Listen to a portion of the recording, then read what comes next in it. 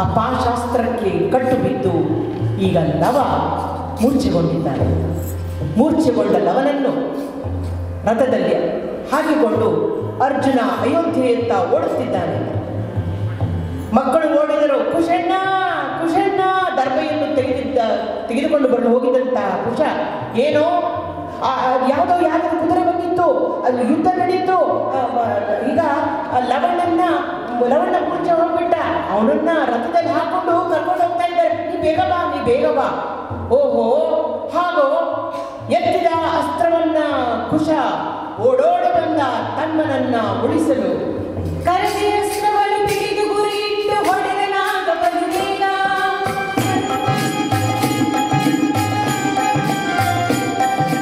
ತಮ್ಮನು ಉಳಿಸಲು ಮನವ ಮಾಡುತ್ತ ಬಂದನಾಗ ಕುಶನಾಗ. ತಮ್ಮನು ಉಳಿಸಲು ಮನವ ಮಾಡುತ್ತ ಬಂದನಾಗ ಕುಶನಾಗ. ಬಂದನಾಗ ಕುಶನಾಗ.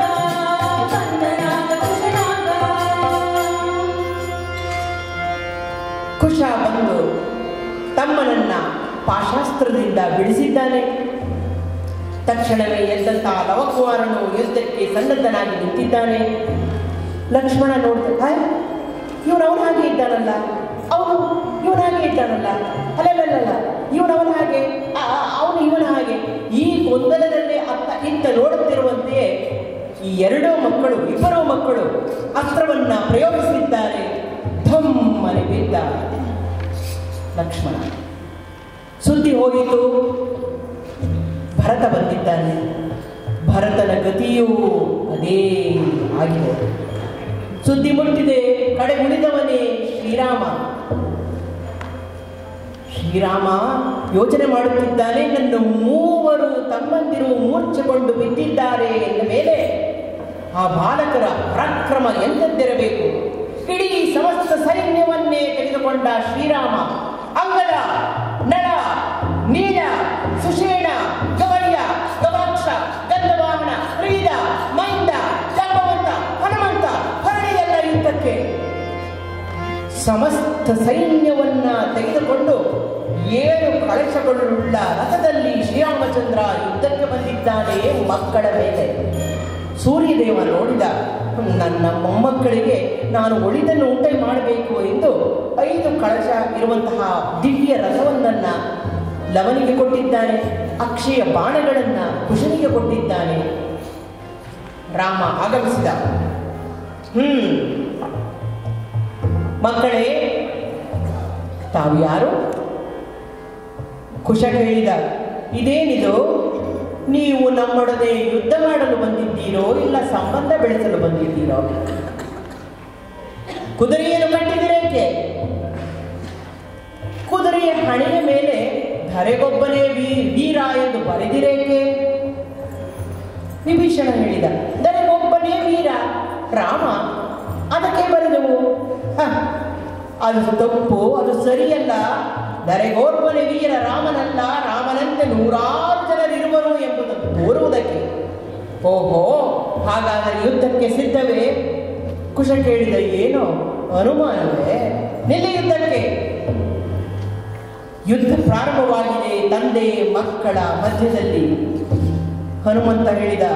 ಜಾಂಬವಂತ ತಾತ, ನನ್ನಿಂದ ನೋಡ್ಲಿಕ್ಕೆ ಆಗ್ತಾ ಇಲ್ಲ. ಈಗಾಗಲೇ ಹೋಗಿ ಆ 2 ಮಕ್ಕಳನ್ನು ನನ್ನ ಬಾಲದಿಂದ ಹಿಡಿದು ಕಟ್ಟಿ ಎಳ್ಕೊಂಡು ಬಂದ್ಬಿಡ್ತೇನೆ. ಜಾಂಬವಂತ ಹೇಳಿದ.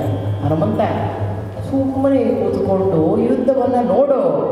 ಅದು ಆ ಹುಡುಗನನ್ನು ನೋಡು, ಆ ಮೈಬಣ್ಣವನ್ನು ನೋಡು.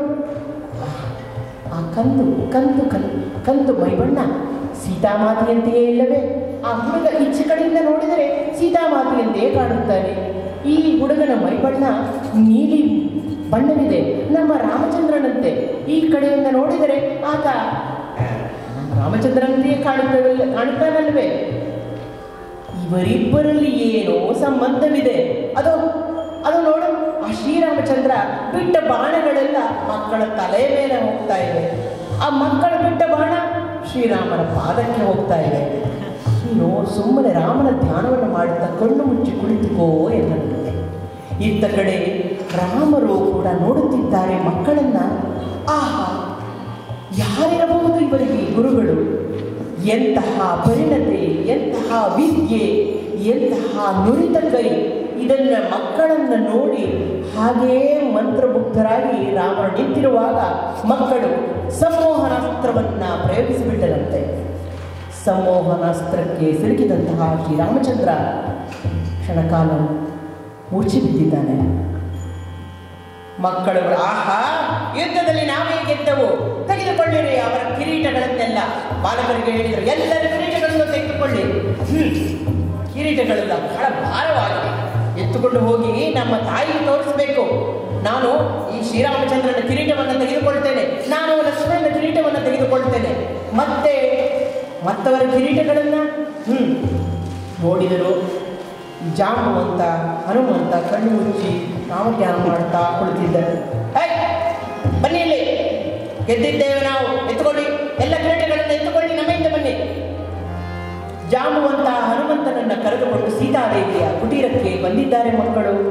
ದೂರದಿಂದಲೇ ಜಾಂಬವಂತ ಹನುಮಂತನನ್ನು ಕಂಡಂತಹ ಸೀತಾದೇವಿ, ಜಾಂಬವಂತ, ಹನುಮಂತ, ಹನುಮ, ಏನಾಯಿತು, ಏನಾಯಿತು? ತಾಯಿ, ಅಲ್ಲಿ ಯುದ್ಧ ಭೂಮಿಗೆ ಬಂದು ನೋಡು ಆಗಿರುವ ಅನರ್ಥವನ್ನು. ಓಡಿ ಬಂದಿದ್ದಾಳೆ ಸೀತಾಮಾತಾ. ರಾಮಚಂದ್ರ ಮೂರ್ತಿ ಕೆಳಗೆ ಬಿದ್ದಿದ್ದಾನೆ. ಅಯ್ಯೋ ಮಕ್ಕಳೇ, ನಿಮ್ಮ ತಂದೆಯವರನ್ನೇ ಈ ಶ್ರೀರಾಮಚಂದ್ರ ನಿಮ್ಮ ತಂದೆ, ಅವರೊಡನೆಯೇ ಯುದ್ಧ ಮಾಡಿ ಅವರನ್ನೇ ಮೂರ್ಛೆಗೊಳಿಸಿದಿರಾ. ಈಗ ಏನು ಮಾಡಲಿ ಎನ್ನುತ್ತಿರುವಷ್ಟರಲ್ಲಿ ವಾಲ್ಮೀಕಿ ಮಹರ್ಷಿಗಳು ಬಂದಿದ್ದಾರೆ. ಮಂತ್ರ ಜಲದಿಂದ ಎಲ್ಲರಿಗೂ ಪ್ರೋಕ್ಷಣೆಯನ್ನು ಮಾಡಿದ್ದಾರೆ.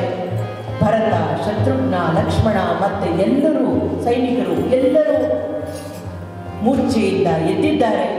ಶ್ರೀರಾಮಚಂದ್ರ ಮಾತ್ರ ಏಳಲಿಲ್ಲ. ಮಕ್ಕಳು ಕೇಳಿದರು, ಗುರುಗಳೇ, ನಮ್ಮ ತಂದೆ ಮಾತ್ರ ಏಳಲಿಲ್ಲವಲ್ಲ?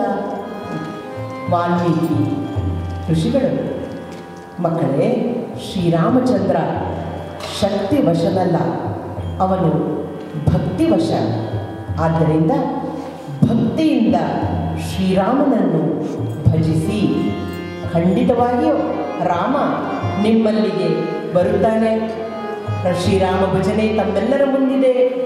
ಎಲ್ಲರೂ ಧ್ವನಿಗೂಡಿಸಿ ಶ್ರೀರಾಮಚಂದ್ರನನ್ನ ಎಬ್ಬಿಸಿ.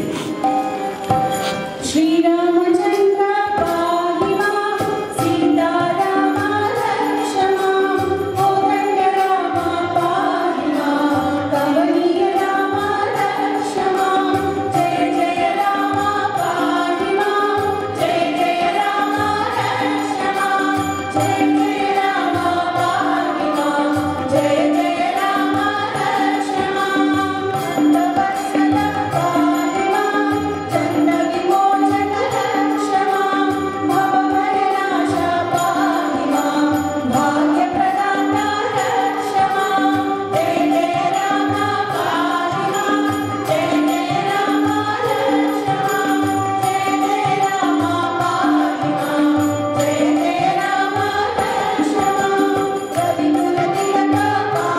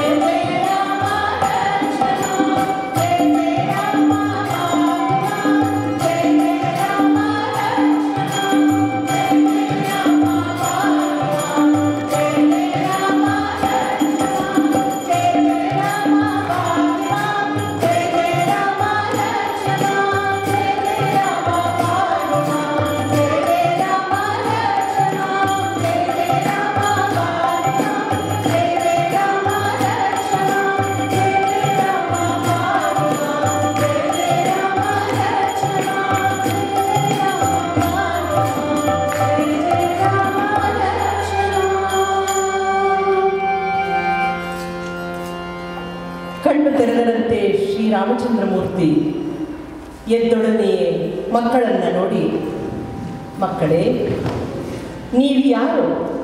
ಈಗಲಾದರೂ ಹೇಳಿ, ನೀವು ಯಾರು? ವಾಲ್ಮೀಕಿ ಮಹರ್ಷಿಗಳು ಮುಂದೆ ಬಂದರು. ಶ್ರೀರಾಮಚಂದ್ರ, ನಿನ್ನ ಪುತ್ರರನ್ನ ನೀನು ಗುರುತಿಸಲಾರಿಯ? ನೀನು ಸೀತೆಯನ್ನ ಕಾಡಿಗೆ ಕಳುಹಿಸಿದಾಗ ಸೀತಾಮಾತೆ ನಿನ್ನಿಂದ ಗರ್ಭಧರಿಸಿದ್ದಳಲ್ಲವೇ?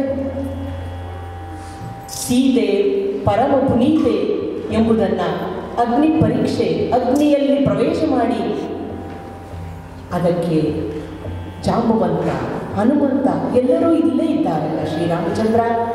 ಸೀತಾಮಾತೆ ಪರಮ ಪುನೀತೆ, ಅವಳನ್ನು ಸ್ವೀಕರಿಸು. ರಾಮಚಂದ್ರನ ಉತ್ತರ, ಸೀತಾಮಾತೆ ಪುನಃ ತನ್ನ ಪವಿತ್ರತೆಯ ಬಗ್ಗೆ ಶಪಥವನ್ನು ಮಾಡಲಿ, ಆಕೆಯಲ್ಲಿ ಕರೆದೊಯ್ದು ಅರಮನೆಯಲ್ಲಿ ಸ್ಥಾನವನ್ನು ಕೊಡುತ್ತೇನೆ ಎಂದನಂತೆ ಶ್ರೀರಾಮಚಂದ್ರ.